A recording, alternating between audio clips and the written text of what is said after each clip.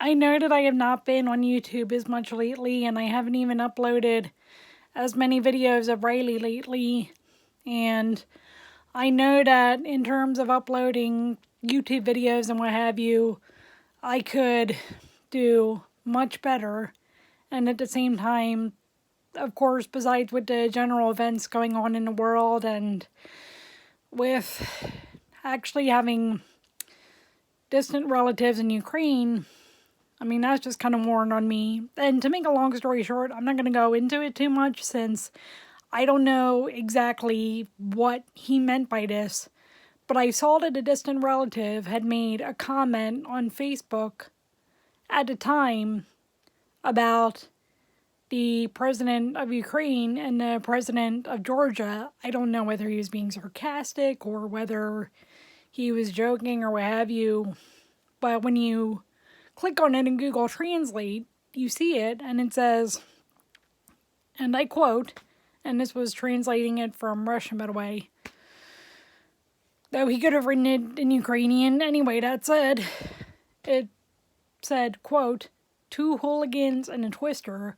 So I don't know what that means at all. I don't know whether he was being sarcastic. I don't know if, for lack of a better term, he is self-hating and has thrown his lot in with the anti-Semites that oppressed us over the centuries. And unfortunately, we have another relative like that as well. She's actually in what's called the Sejm, or the Polish Parliament. And I mean,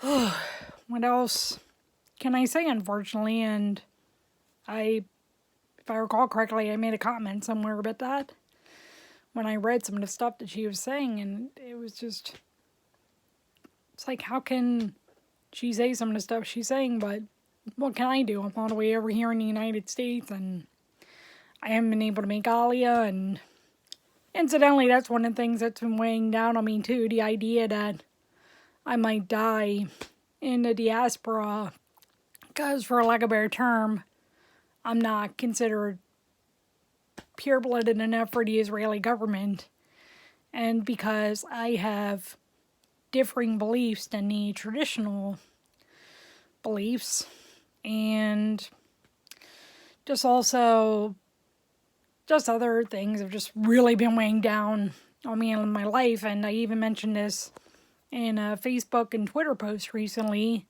And one of the things is that, as I've said before, I really want to become an author, partly to help others and partly to shed some light on some things, and also make sure that others will never have to go through what I've gone through. And let me tell you right now, being, as I said on Twitter and Facebook and other places, I'm on food stamps and SSI benefits, and I remember when I resisted being on those first. When I was 17 with the SSI benefits, I'd been encouraged to apply for them by my family. I wasn't happy about it. I said, okay, first of all, SSI benefits are really socialist, and so I'm not sure if I want to do that. Second, what happens if I get a job, lose a job for whatever reason, lost my SSI benefits, and then I have nothing to fall back on? Well, I found out later that that's a common concern for those of us whom the government basically tries to make depend on them. And then also,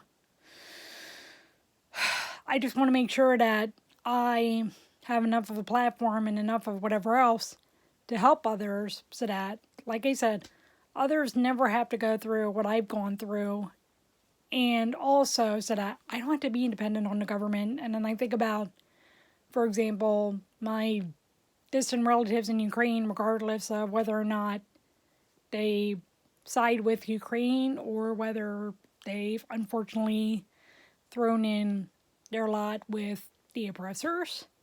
And long story short, I just think to myself, well, here I'm on this, and I'm basically viewed as my disabilities and therefore unemployable and therefore